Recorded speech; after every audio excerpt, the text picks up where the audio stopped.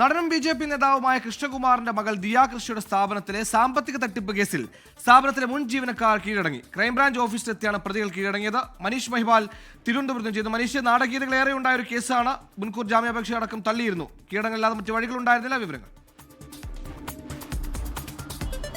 സുഹേൽ, കേസിലെ രണ്ട് പ്രതികൾ വിനീത ഒപ്പം തന്നെ മറ്റു പ്രതി രാധാകുമാർ, ഇവർ രണ്ടുപേരും ഹെൽമെറ്റ് ധരിച്ചുകൊണ്ടാണ് ഇന്ന് ജവഹർ നഗറിലെ ക്രൈംബ്രാഞ്ച് ഓഫീസിലെത്തി കീഴടങ്ങിയത്. മറ്റൊരു പ്രതി, മൂന്നാം പ്രതിയായിട്ടുള്ള ദിവ്യ പക്ഷ കീഴടങ്ങിയിട്ടില്ല, ഇപ്പോഴും ഒളിവിൽ തന്നെയാണ്. കഴിഞ്ഞ ഒരു മാസമായി ഈ മൂന്ന് പ്രതികളും ഒളിവിലായിരുന്നു. കഴിഞ്ഞ ദിവസമാണ് ഹൈക്കോടതി ഇവരുടെ ജാമ്യാപേക്ഷ തള്ളിയത്. ജാമ്യാപേക്ഷ തള്ളാനുള്ള പ്രധാനപ്പെട്ട കാരണം 69 ലക്ഷം രൂപ ദിയ കൃഷ്ണയുടെ സ്ഥാപനമായ OBOC എന്ന സ്ഥാപനത്തിൽ നിന്നും 69 ലക്ഷം രൂപ ഇവർ QR കോഡ് സ്വന്തമായി കൊണ്ടുവന്ന QR കോഡ് ഗൂഗിൾ പേ വഴി ആളുകളുടെ കസ്റ്റമേഴ്സിൻ്റെ പൈസ മാറ്റി അങ്ങനെ 11 മാസം കൊണ്ട് 69 ലക്ഷം രൂപ തട്ടിയെടുത്തു എന്നാണ് കേസ്. ഈ കേസിൽ ആദ്യം പ്രാഥമിക അന്വേഷണം നടത്തിയിട്ടുള്ള മ്യൂസിയം പോലീസ് അടക്കം കണ്ടെത്തിയത് ഇവരുടെ ബാങ്ക് അക്കൗണ്ട്, ഇവരുടെ പേഴ്സണൽ ബാങ്ക് അക്കൗണ്ടിലേക്ക് അടക്കം നിരവധി പണം അല്ലെങ്കിൽ നിരവധി ട്രാൻസാക്ഷൻ നടന്നിട്ടുണ്ട്. അതിൻ്റെയൊക്കെ വിശദാംശങ്ങൾ അന്വേഷിച്ചതിൽ നിന്നും ഈ സ്ഥാപനത്തിലേക്ക് എത്തിയ പൈസ ഇവർ മാറ്റിയെന്ന കണ്ടെത്തലുണ്ടായി.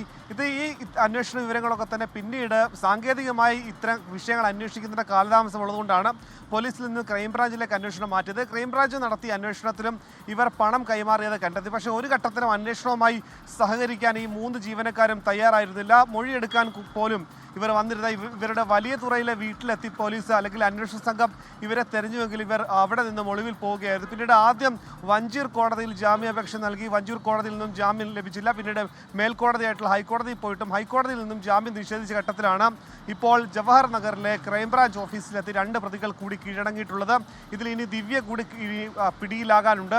ഈ കേസിൽ ഈ രണ്ട് പേരെ ഇന്ന് തന്നെ കോടതിയിൽ ഹാജരാക്കി റിമാൻഡ് ചെയ്യും. പക്ഷേ അടുത്ത ദിവസം തന്നെ 1-2 ദിവസത്തിന് ശേഷം തന്നെ ഇവരെ കസ്റ്റഡിയിൽ വാങ്ങി കൂടുതൽ ചോദ്യം ചെയ്യേണ്ട ആവശ്യമുണ്ട്. 69 ലക്ഷം രൂപ ഇവർ തട്ടിയെടുത്തു എന്ന് പറയുമ്പോൾ സാങ്കേതികമായി ഇത്തരം കാര്യങ്ങളിലെ തെളിവ് ശേഖരണം അന്വേഷണ സംഘത്തിന് നിർണായകമാണ്. ഒപ്പം തന്നെ ഇവർ തിരിച്ചും കൃഷ്ണകുമാറിനെതിരെയും പരാതി നൽകിയ കേസ് എടുത്തിട്ടുണ്ട്. അതായത് കൃഷ്ണകുമാറും മകളും ചേർന്ന് ഇവരെ തട്ടിക്കൊണ്ടുപോയി ദേഹോപദ്രവം ഏൽപ്പിച്ചു എന്ന് സംബന്ധിച്ചാണ്.